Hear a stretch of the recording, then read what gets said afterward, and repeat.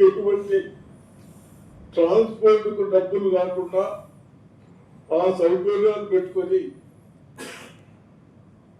2 కోట్ల మహిళలకు బహుశా ఇప్పటి వరకు వాళ్ళకు కూడా సౌకర్యం చేశాం.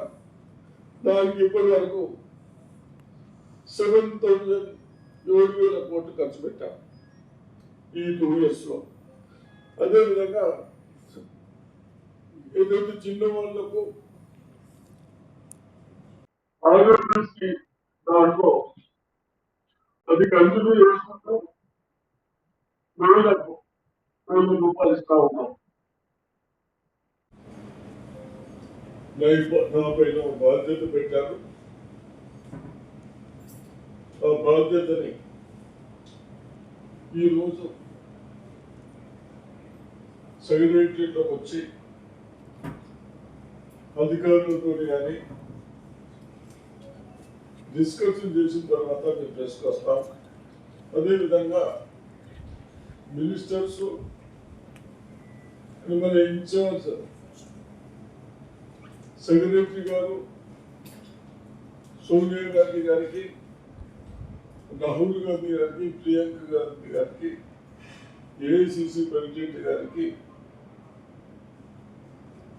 నేను ఈ బాధ్యతలు అప్పగినందుకు తప్పనిసరిగా ప్రజలకు ఏదైతే మన ప్రభుత్వం ప్రజలు బాగుండాలి, చిన్న వాళ్ళకి ఇబ్బందులు వచ్చినాయి వస్తా ఉన్నాయి, దాన్ని స్కీమ్ పెడతా ఉన్నాం. ఆ స్కీములు చాలా ఫంక్షన్గా అవుతున్నాయని ఏమన్న ఉద్దేశంతో మరి బాధ్యత పెట్టారు. తప్పనిసరిగా బాధ్యత, ఆఫీసర్ల సహకారం,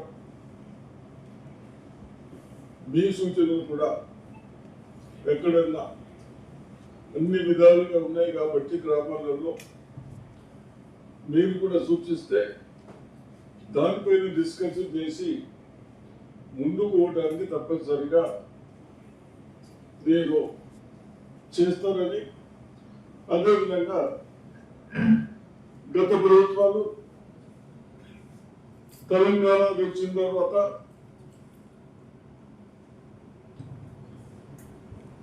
తెలంగాణ బాగుంటుందని అనుకున్నాం. కానీ అవన్నీ పక్కన పెట్టేసి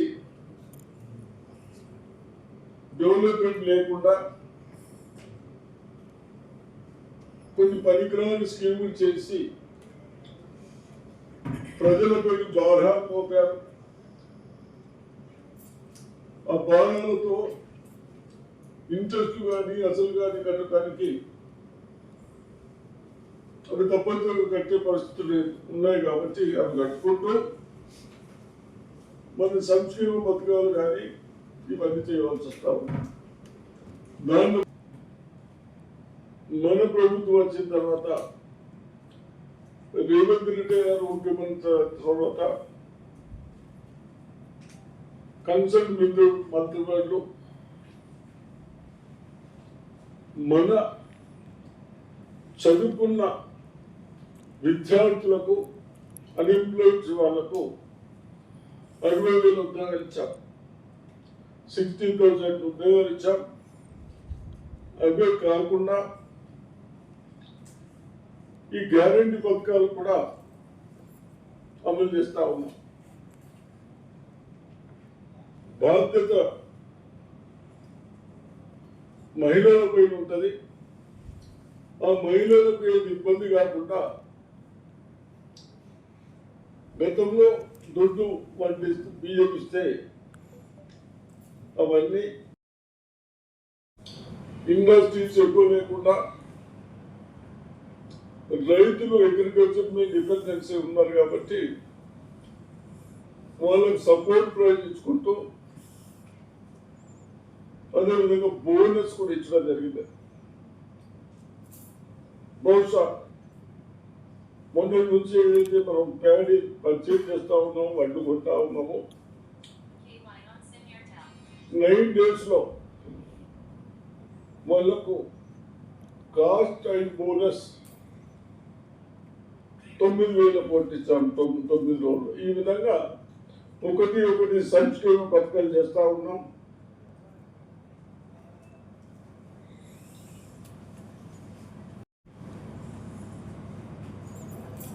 ఏదైతే గత ప్రభుత్వాలు డబుల్ బెడ్రూమ్ అని నిర్లక్ష్యం చేసి మేము కూడా దాంట్లో ఎక్కడ కూడా తగ్గించకుండా ఒక్క ఇల్లుకు 5 లక్షల కాడికి ఇచ్చుకుంటూ ఇప్పటి వరకు ప్రతి కాన్స్టిట్యున్సీకి 3,500 కాడికి హౌసెస్ కన్స్ట్రక్షన్ తప్పనిసరిగా ఇవన్నిటిపైన రివ్యూ చేసి హాస్టల్స్ కానీ మిడ్ డే మీల్స్ కానీ ఏ విధంగా ఉంది, ఏమి ఇబ్బందులు ఉన్నాయో ఆ ఇబ్బందులు తొలగించడానికి తప్పనిసరిగా నాకు బాధ్యత పెట్టారు కాబట్టి ఆ బాధ్యతతో నా విద్యార్థులకు ప్రజలకు ఇబ్బంది కాకుండా ఆఫీసర్తో డిస్కషన్ చేసి ఎక్కడెక్కడ ఏ ప్రణాళిక ప్రకారం తప్పనిసరిగా చేస్తానంటూ మళ్ళీ ఒకసారి నాకు ఇచ్చినందుకు మంత్రివర్యులకు ముఖ్యమంత్రికి అభినందనలు తెలుపుతా ఉన్నాను. ఎందుకంటే సరే ఇప్పుడు ఒక విధానంగా అనుకున్నాం మంత్రి పదవి, కొన్ని ఈక్వేషన్స్ రాలేదు, సరే ఏదో అది ఈక్వేషన్స్ ఉంటే తప్పనిసరిగా ఇబ్బంది లేకుండా వచ్చేది అనుకుంటాం. ఆ ఈక్వేషన్స్ నాకు డీటెయిల్ నాకు తెలియదు, కానీ రాకుండా మినిస్టర్ పదవి లేకుండా సరే ఇది కూడా ఒక బాధ్యత కాబట్టి తప్పనిసరిగా చేద్దాం. మీ జిల్లా ఢిల్లీ వాళ్ళకు ముఖ్యమంత్రిగా తెలవాలా పవర్ కూడా ఇస్తున్నాం.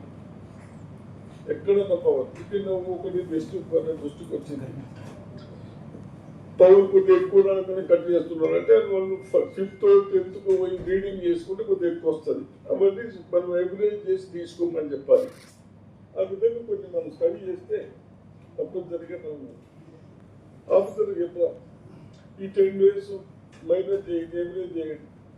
ఆ విధానం అంటే కూర్చుంది వాస్తవాలకు ఎక్కడ ప్రాబ్లం ఉంటే సరే డిపార్ట్మెంట్ ఏదో లేటుగా రీడింగ్ చేస్తే ఏదైనా ఎక్కువ వస్తే దానికి సిస్టమ్ ఏముందో చూద్దాం. ఇప్పుడు ఎలక్ట్రిసిటీ ఇస్తున్నాం, గ్యాస్ ఇస్తున్నాం, రైస్ ఇస్తున్నాం, మళ్ళీ బోనస్ ఇస్తున్నాం, ఇది రైతులకు 12,000 ఇస్తా ఉన్నాం, ఏది ఎక్కడ తగ్గియలేదు.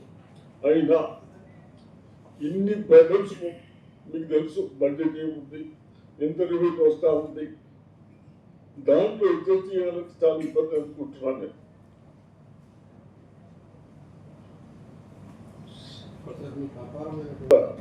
అంటే ఒకటి ఏంటంటే ఇష్టం లేదు, కానీ మన ఫైనాన్షియల్ పొజిషన్స్ ఏమి ఉన్నాయి దాన్ని బట్టి ఏ విధంగా చేస్తే బాగుంటుందని ఆలోచించాలి.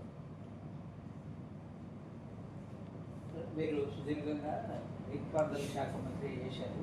నీటిపారుదల శాఖ పైన వివిధ సర్వే అంటే విచారణలు జరుగుతున్నాయి.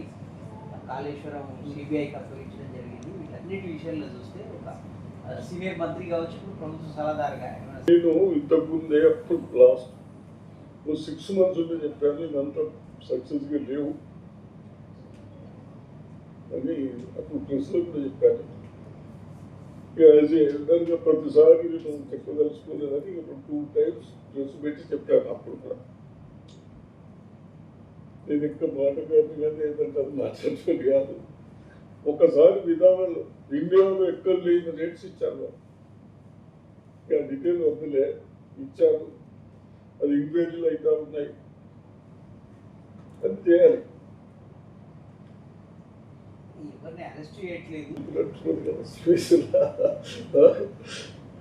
ఎందుకు చేస్తలేరు ఏంటని సరే నేను అవన్నిట్లో పోను, కానీ ఇవన్నీ తప్పనిసరిగా మీ సలహాలు విందాం.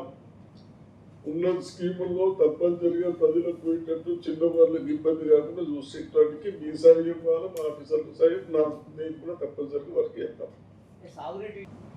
ఇది ఒకటి కంప్లీట్ అయిపోతే 4 సరిపోతుంది అనుకుంటాను.